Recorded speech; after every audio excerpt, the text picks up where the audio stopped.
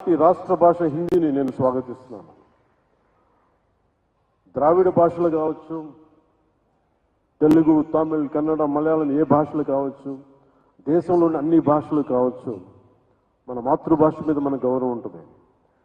మన మాతృభాష అమ్మ అయితే, మన అమ్మ భాష అయితే దాని మన పెద్దమ్మ భాష హిందీ. విద్య, వైద్యం, వ్యాపారం, ఉపాధి, వీటన్నిటికీ అన్ని భాషలు, వీటి కోసం అన్ని భాషలు, మాండలికాలు గోడల్ని ఛేదించుకొని వెళ్ళిపోతున్నాయి వీటి అవసరం కోసం. ఇలాంటి సమయంలో హిందీ వద్దనుకోవటం, హిందీని వ్యతిరేకించటం రాబోయే తరాల అభివృద్ధిని పరిమితం చేసినట్టు. ఒకరితో కలవడం అంటే, మన హిందీని నేర్చుకోవడం అంటే మన ఉనికిని కోల్పోవడం కాదు, మనం మరింత బలం చేకూర్చడం. మనం ఇంకొక భాషను అంగీకరించడం అంటే మనం ఓడిపోవడం కాదు, కలిసి ప్రయాణం చేయడం. హిందీని రాష్ట్ర భాషగా అడగటం అంటే, రాష్ట్ర భాషగా ఉండటం అంటే it is not a submission, it is an edition.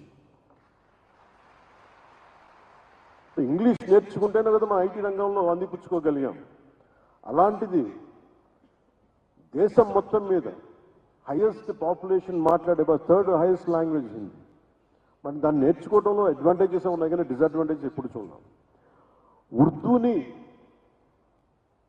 Accept చేసి, పర్షియన్ని యాక్సెప్ట్ చేసి, ఉర్దూని యాక్సెప్ట్ చేసి హిందీని మీరు మా మీద రుద్దుతున్నారనేది చాలా చాలా అవివేకం అనిపిస్తుంది. If you could accept in Urdu, why don't we accept Hindi? What is the problem now? అందుకని ఇంకొకసారి ఈ రోజున south Indian films 31% of the films హిందీలో 70 రెవెన్యూ వస్తున్నాయి. వ్యాపారానికి హిందీ కావాలి, వ్యాపారానికి హిందీ కావాలి, నేర్చుకోవడానికి హిందీ ఇబ్బంది ఏంటి? That's my question always. అందుకని నేను మనస్ఫూర్తిగా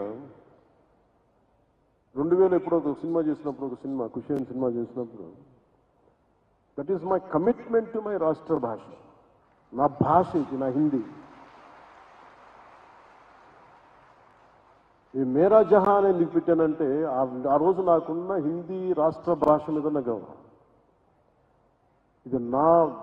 ఇది ఎందుకు ఒక తెలుగు సినిమాలో హిందీ పాట ఎందుకు పెట్టాల్సి వచ్చిన అవసరం వచ్చిందంటే, ఇది మాతృభాష నా తెలుగు అయితే నా రాష్ట్ర భాష హిందీ చెప్పడానికి చేసినారు.